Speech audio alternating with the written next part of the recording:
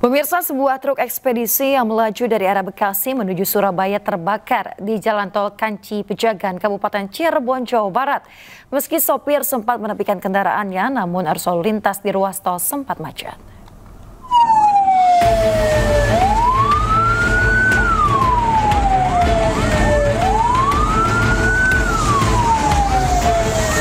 Api terus menyala dan menghanguskan truk ekspedisi di kilometer 221/400 ruas tol Kanci Pejagan, Kabupaten Cirebon, Jawa Barat. Meski di bawah guyuran hujan, namun api tetap menyala dan membuat arus lalu lintas macet.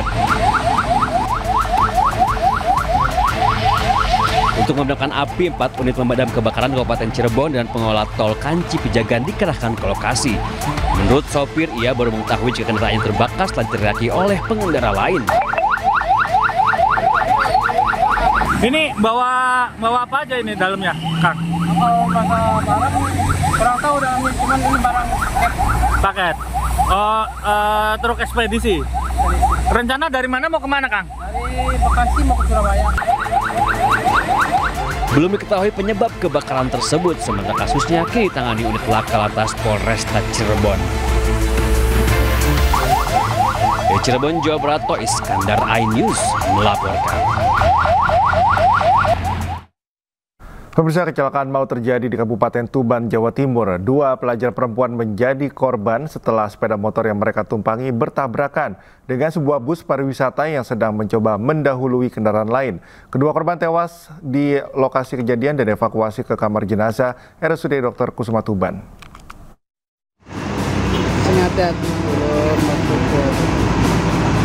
Kecelakaan maut terjadi di Jalan Raya Pantura Tuban, Surabaya, tepatnya di Desa Penidon, Kecamatan Pelumpang, Kabupaten Tuban, Jawa Timur.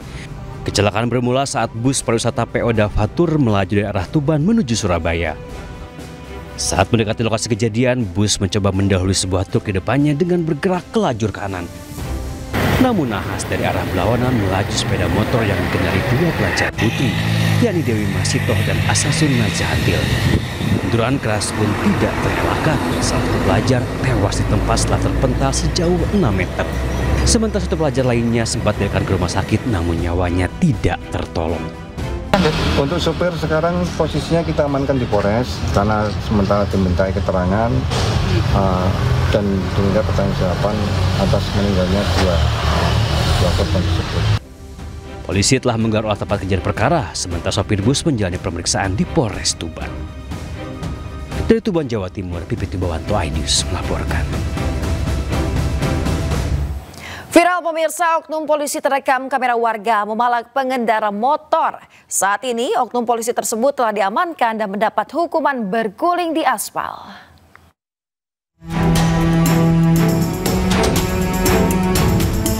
Inilah salah satu hukuman yang harus dijalani seorang oknum Polantas Polrestabes Medan, yakni Aibtu Rudi Hartono, dan langsung ditindak tegas. Sebelumnya pelaku diserahkan ke bidang propam dan menjalani hukuman berguling-guling di aspal panas. Hukuman ini diberikan ke pelaku lantaran pelaku melakukan pungli. Aksinya pun terekam jelas dari video yang viral di media sosial dan menyesali perbuatannya dengan meminta maaf. Warga Kota Medan, manakala tadinya saya banyak kesilapan dan kekurangan saya dalam bertugas, saya yakin ini adalah ujian bagi saya, karena kita manusia biasa, adalah petunjuk dari Tuhan Yang Kuasa untuk saya bisa menyadarkan diri di mana yang lebih baik untuk diri saya dalam saya berdinas. Menyesali perbuatan nggak, Pak? Besarnya, menyesali perbuatan nggak? Dan saya menyesali perbuatan saya. Dan saya tidak akan berjanji mengulangi kembali perbuatan saya yang mencoreng institusi Polri. Demikianlah kata-kata dari saya selaku insan Polri yang tidak luput dari kekurangan dan kesilapan.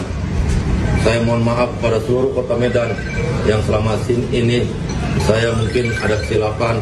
Saya mohon maaf yang sebesarnya. Atas perbuatannya, kini Aibtu Rudi Hartono telah ditempatkan di tempat khusus di Propam Polrestabes Medan untuk dilakukan pemeriksaan dan penegakan hukum lebih lanjut. Aibtu Rudi Hartono pun dikenakan pasal tentang Undang-Undang Kode Etik Profesi Polri. Dari Medan, Sumatera Utara, Adi Palapa iNews melaporkan.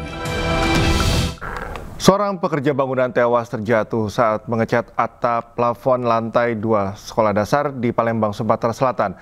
Peristiwa itu akibat steger kayu tempat korban berdiri roboh.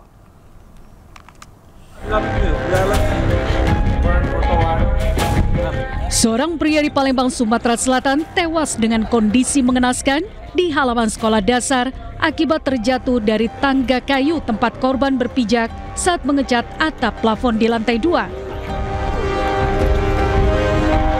Petugas kepolisian Polrestabes Palembang langsung melakukan olah tempat kejadian perkara dengan menyita barang bukti serta mengevakuasi jasad korban ke rumah sakit. Sementara tidak, ini bagian daripada suatu kecelakaan, memang kecelakaan kerja, tapi skalanya juga skala yang tidak begitu besar. Ya, tentunya ini memberikan perhatian daripada pihak penyedia jasa untuk ikut peduli dengan keluarga korban, dengan demikian bisa menjadikan satu ini kan tidak sebuah peristiwa pidana. Oleh karena itu tetap kita berharap pihak-pihak yang bertanggung jawab bisa memberikan yang terbaik untuk keluarga. Peristiwa ini merupakan murni kecelakaan kerja dan dihimbau kepada para pihak pekerja memperhatikan keselamatan, keamanan, dan kesehatan agar tak terjadi hal serupa. Dari Palembang, Sumatera Selatan, Guntur, iNews melaporkan. Pemirsa, kecewa disanksi SP3 oleh perusahaan, seorang karyawan di industri nikel Halmahera Tegah, Maluku Utara nekat menusuk manajernya dengan pisau. 2 orang terluka sementara pelaku diamankan polisi.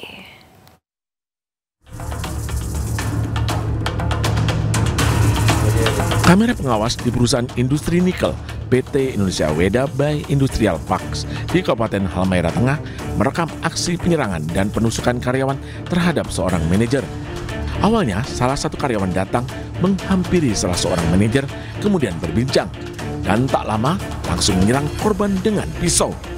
Sejumlah rekan korban yang kaget berusaha menghentikan pelaku, namun pelaku yang beringas kembali menyerang korban, tenaga kerja asing asal Cina, Wen Qiang. Usai menyerang, pelaku melarikan diri meninggalkan ruangan. Diduga aksi nekat pelaku lantaran kecewa diberi sanksi SP3 oleh manajernya. Ini pelaku sudah diamankan oleh tim Resmob Satreskrim Polres Halmahera Tengah. Berdasarkan keterangan awal, pelaku melakukan penikaman karena tidak menerima surat SP3 yang diberikan oleh korban, sehingga pelaku melakukan penikaman. Sementara itu, belum ada pernyataan resmi dari perusahaan terkait insiden itu dan kondisi kedua korban. Dari Maluku Utara, Halmahera, Ismail Sangaji, iNews melaporkan. Pelaku pencabulan terhadap 2 orang anak di bawah umur di Kabupaten Bekasi, Jawa Barat babak belur dihakimi warga. Warga emosi lantaran pelaku berusaha melarikan diri dengan cara memanjat genteng.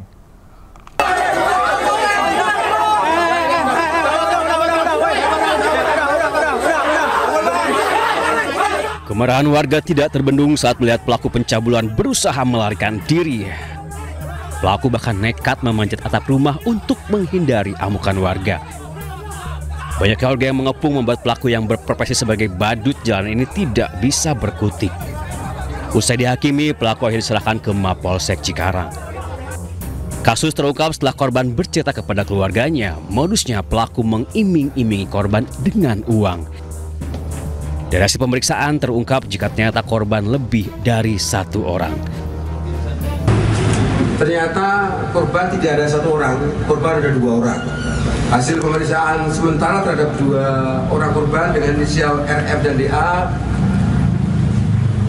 Pemeriksaan sementara di kedua anggota korban mengalami kekerasan seksual.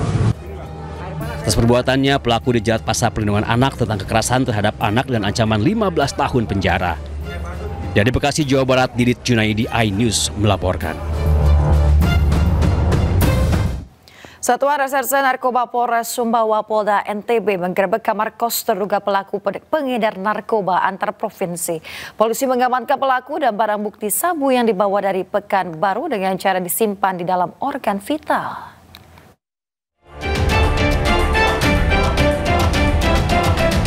Satres Narkoba Polres Sumbawa menyergap kos milik terduga pengedar sabu berinisial H, 34 tahun, warga Batam di Desa Usarmapin, Alas Barat, Nusa Tenggara Barat.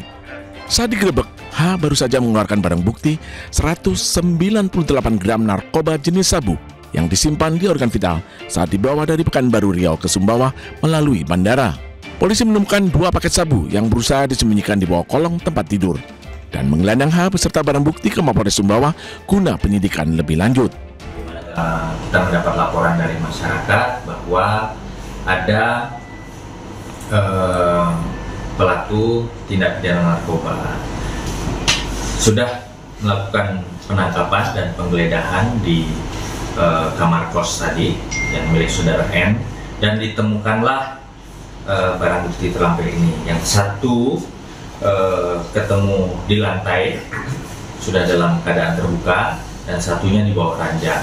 Kini pengedar sabu yang mengaku mendapat upah 10 juta per paket dijerat dengan pasal narkotika dengan ancaman hukuman pidana mati atau penjara seumur hidup. Dari Sumbawa, Nusa Tenggara Barat, Topan Iswandi, iNews melaporkan. Pemirsa, terungkap pendaki asal Brasil Juliana Marins meninggal dunia dalam waktu singkat karena mengalami luka organ dalam akibat benturan tumpul di Gunung Rinjani, Lombok, Nusa Tenggara Barat. Hal tersebut diketahui dari hasil otopsi di Rumah Sakit Bali Mandala Denpasar, Bali.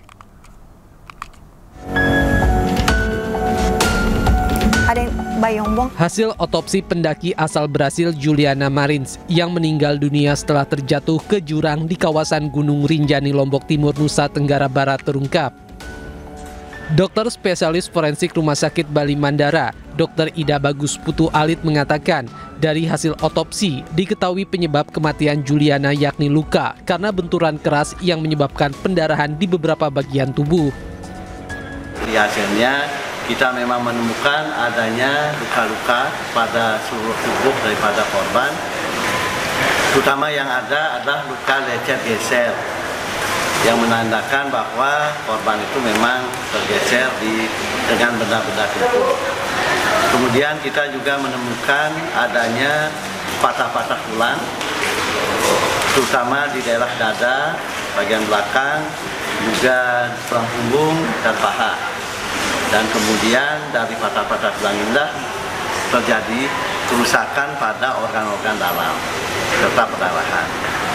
Nah, sehingga kita dapat menyimpulkan bahwa sebab kematian itu adalah karena kekerasan tumpul yang menyebabkan kerusakan organ-organ dalam dan perdarahan. Bahwa kematian yang terjadi pada korban itu dalam jangka waktu yang sangat singkat dari luka terjadi. Sebelumnya, Juliana Marins, pendaki asal Brasil, terperosok di jurang puncak Gunung Rinjani, Sembalun, Lombok Timur, Nusa Tenggara Barat. Pendaki berumur 26 tahun ini terdeteksi melalui pantauan udara drone thermal dan dievakuasi di kedalaman 600 meter 24 Juni lalu. Dari Denpasar, Bali, Indira Ari, iNews melaporkan.